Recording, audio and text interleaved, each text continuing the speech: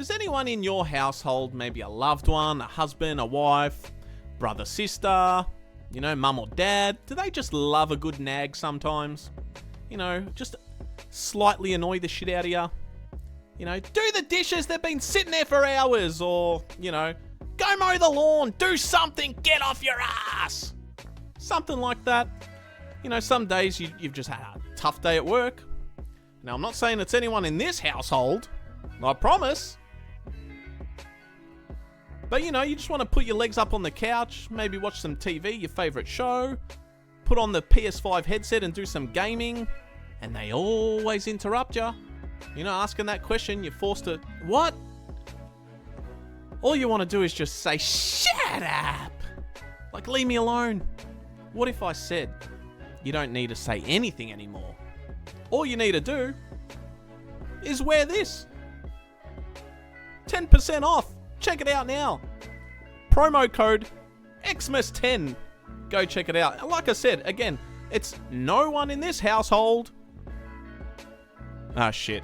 Hit the intro. They're coming. Ah!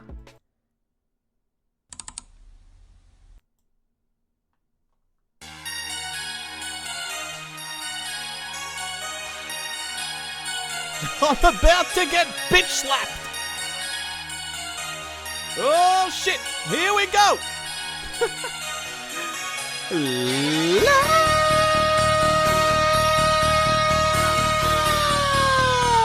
Ladies and gentlemen,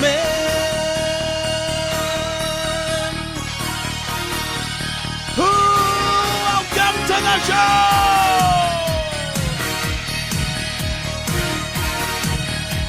I am your host, Andrew Illy.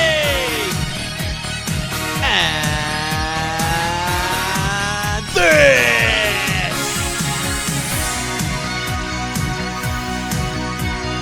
this is the Ball of Truth.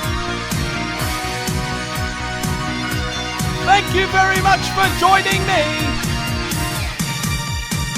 Wherever you are around the world, wherever you are, you silly motherfuckers.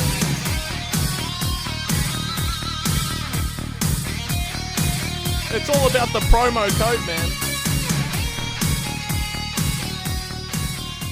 Oh, I'm an idiot.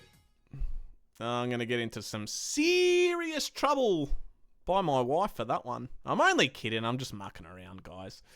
Welcome to the show, everyone. I'm your host, Andrew Illy. This is the Ball of Truth. And I'm hoping you guys are all well. We're right on the brink of summer and holiday season, which is absolutely chaotic. It always is for me. I hate the build up to Christmas. Once it actually hits Christmas, great. But the build up, shut up. Like I said at the start of the show, I've popped a 10% discount on one of the products. Promo code XMAS10, Christmas 10, Xmas 10. Link is in the description, guys. Check it out.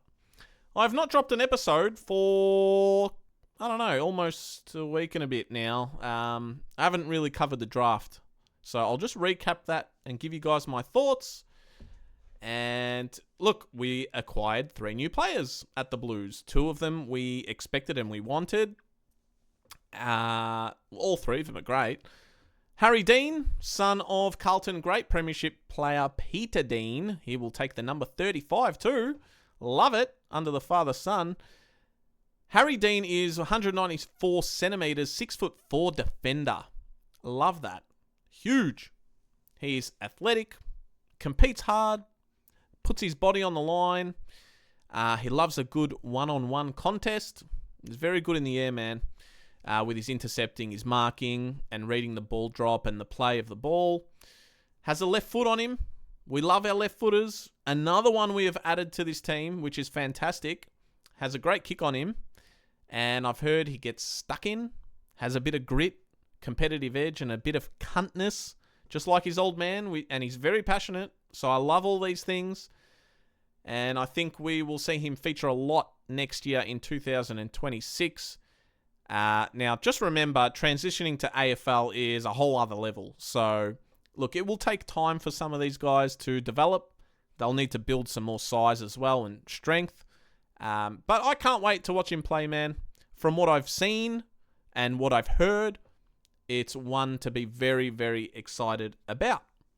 Same goes for our second acquisition, which is Jack Eisen, who is taking the number 30 Guernsey. I absolutely love that too. It means we quickly move on from Judas, Charlie Curnow, if that's how you want to portray him. I don't really care anymore. Like I said a couple of weeks ago. I mean, like, who cares now? But he's 191 centimeters. He can play forward and midfield. He's got that versatility, which is great. He's tall. Another left footer. Another good kick of the footy.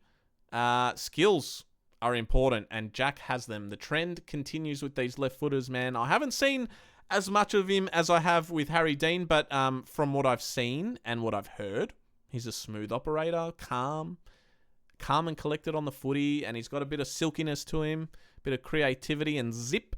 Let's hope he brings that into 2026 and hopefully cracks into the senior side. Very young blokes, these guys. The last one is Taylor Byrne from Greater Western Vic Rebels, and he will take the number 39 Guernsey. Oh, I got to mention Billy Wilson for giving up number 35. Thank you, Billy, to Harry Dean. And Taylor is a small forward. He can also play in the middle. He's stocky. He's strong, which is good. And he's very quick and he applies great pressure. Big intensity player. That's all the reports and what we've seen so far. And has some toughness about him, which we love. We need more of that, especially after this year. My goodness. We went way too soft this year. But, from what I'm hearing, all the reports, he's clean with the footy. And again, another left footer, man. We are just absolutely piling up these left footers, which is awesome. And I say left footers have the best kick. I am one of them. And I can prove it. I love it. He also won the best and fairest for the Rebels too, which is awesome. So, 3 new blokes, 3 new faces. And we add those guys to Liam Reedy, Campbell Chesser, Ben Ainsworth, Will Haywood, Ollie Florent. Huge changes, man. This is awesome. So 8 new blokes next year. I'll probably release, another video soon with my early predictions on my starting 22 for opening round against Sydney. And I know, look, we're very far from that, but just based off what's happened in the off-season, I want to put a 22 out there for you guys. But yeah, man, I've been having some lengthy conversations with Carlton supporters over the last few weeks, maybe a month.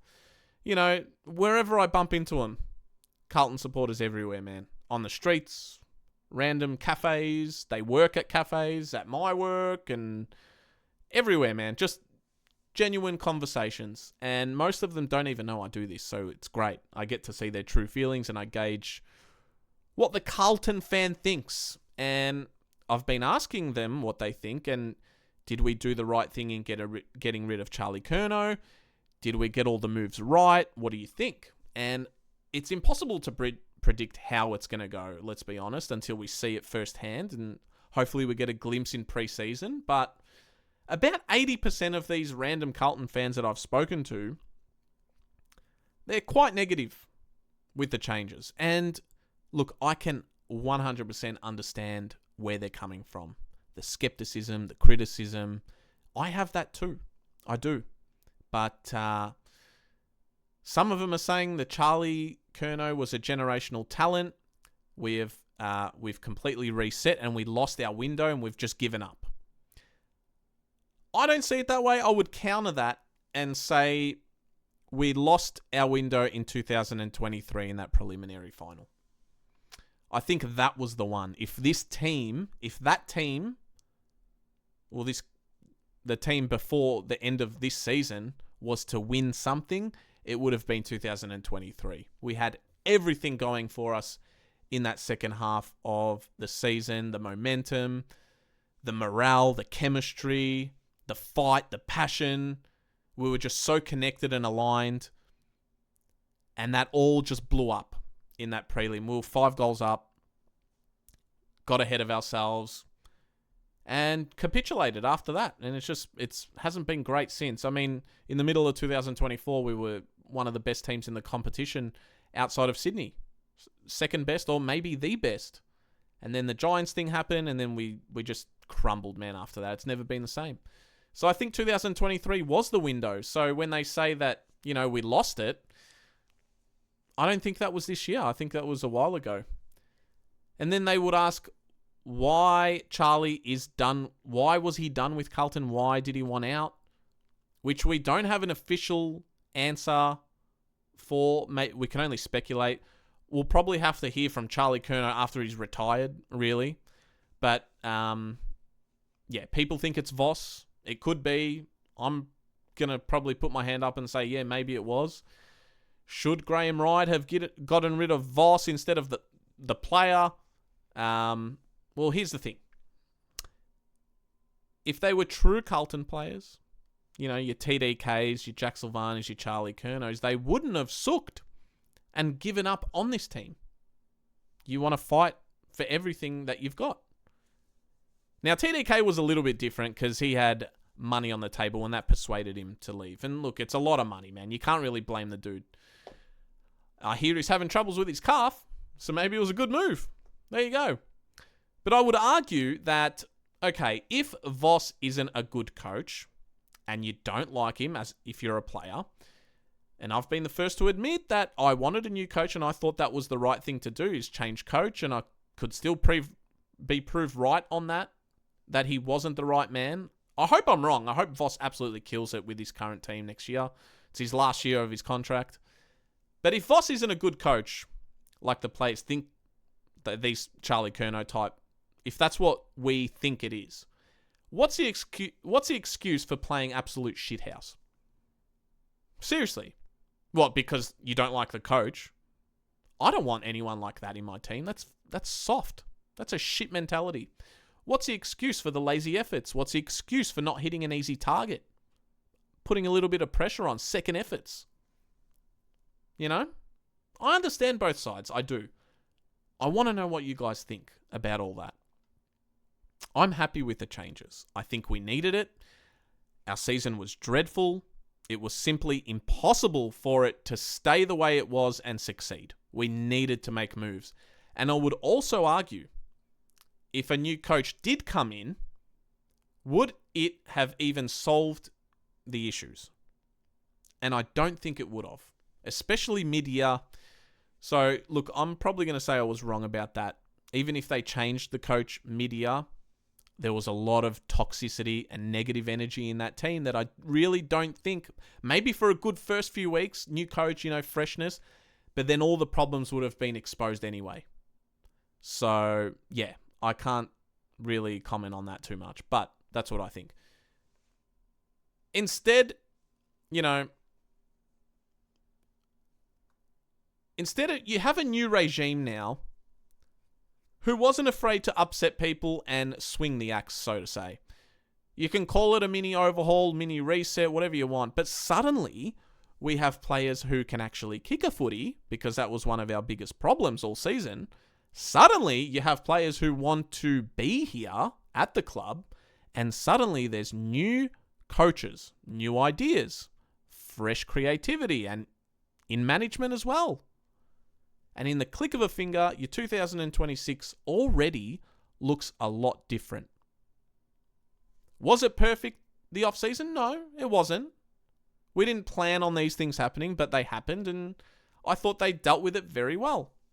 It leaves me feeling excited for next year. Now, do I think we're going to go on and win the premiership? Absolutely not. No way. But next year, finishing 9th or 10th gives you a second chance at finals, because they changed the rules. So if you finish anywhere 7th, 8th, 9th or 10th, you have to play off now for a final spot. Look, there's good things and bad things about this. I mean, it's probably good for Carlton because we're probably at the 10th best side or around there. We could be worse. And especially after the changes, this could make us worse or it could make us way better. We're yet to see that. But the good things about this new rule change by the AFL, it makes for a more balanced competition. More to play for at the later stages of the year and the season. Teams won't tank as much. They won't rest guys. You get the chance to play finals and maybe get some injured players back. That's one of the good things. And look, The negative, and this I don't like, if you finish 7th on 15 or 16 wins, who knows how many it's going to take, and 10th place finishes on 12 wins, then you're kind of rewarding the shitter team. For no reason. They've just brought that in. But if you're a traditionalist as well, the top 8 means nothing anymore. It's really now the top 6. And I actually don't mind it as well. I'm on the fence, man. In a weird way. Top 6 sounds very big, but it's also, if you finish 5th and 6th, you only got one chance anyway. So that's what I don't like. There's good and bad, man. Like I said, it's weird. But this will change the mentality of many teams, especially in the second half of the year. Like I said, if you had a stinker of a first half of the season, then the second half of the season, it's not dead. It's not dead anymore. There's things to play for. Spirits around the league will be a bit higher. It will be less predictable, more balanced. The only thing that sucks, like I said, is if you finish 7th or 8th and you've had a good year, you can still miss out through that playoff rule. It's strange, man. There's good and bad. Probably good for Carlton where we're at right now. Because, I don't see us finishing in the top 8. I think we can push for a playoff spot. I could be totally wrong and we'll finish bottom 4.